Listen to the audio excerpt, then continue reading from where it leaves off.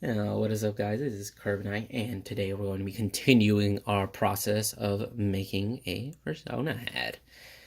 Last time we just basically made the frame for the top part of the head, and we talked a little bit about some other things. Today we're going to be filling in the head, and we're actually going to be going over two ways.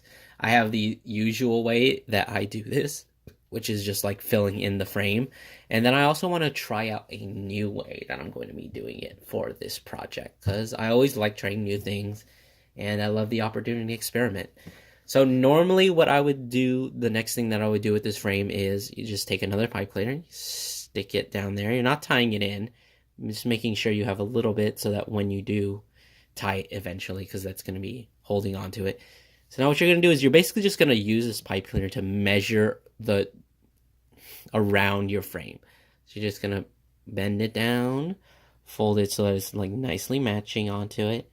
You're just going to map it. And once you get to the end, just going to fold it a little bit so you can keep flowing onto the frame. And once you've reached the end, you're just going to want to pull it away. Now you've got this little lemony shape.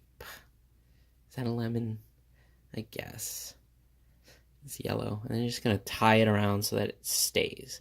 So now we have another shape that we can use. And you see it's a little bended.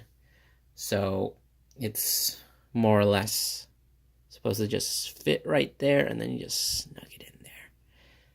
And then once you have a frame, the basic part is just filling it in. So I like to start with this. You can snip this off and start with a new one, but I like to conserve.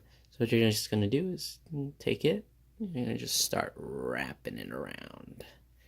And you do this really carefully because if you pull too tight, you're going to squeeze the shape down and it's not going to be exactly right. And you're going to have to adjust the frame in order to just like make it fit. So in this part, it's fine to be just liberal. You want to just give it as much room so that once you're tying it down, it's not pulling it down.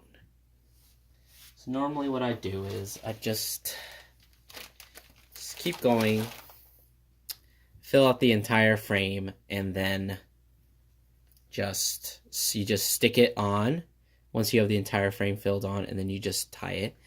We're going to be doing that in a little bit later, but I want to try a new way of doing things.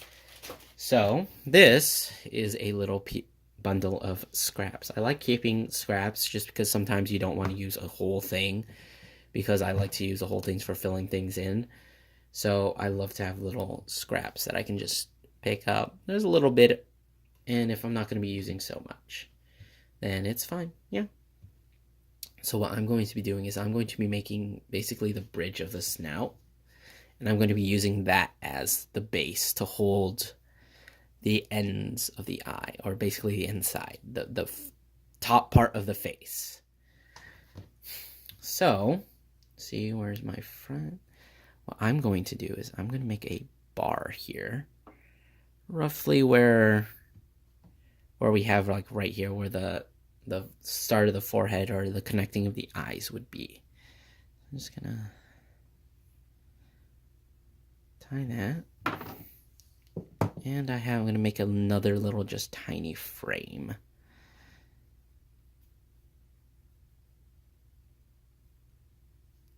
Let's tie that.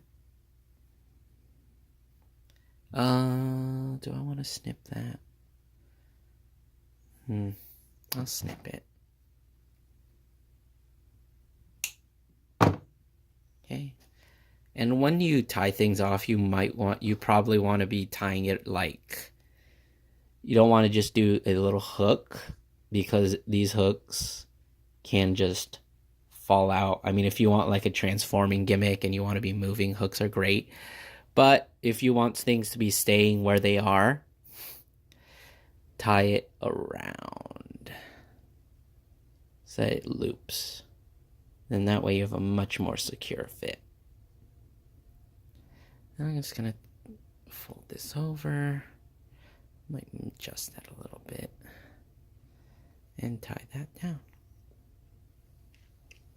Okay, this is an experiment, so Let's see how this works out. Hopefully it turns out good enough. But that's gonna be it for this video. I'm gonna go ahead and fill this part in, and then we're gonna start making some frames for the eyes, because in this project the eyes have like a different backing. It's like normally you just have like, I put the eyes on top of the thing because there's like no more it's just normal colored, the same as the rest of the face. But sometimes, you know, you have like, what are they called, the like the colors behind the eyes where they sit in, and those are usually really difficult to make. So I'm gonna try something new to make those. Right, well, see you then.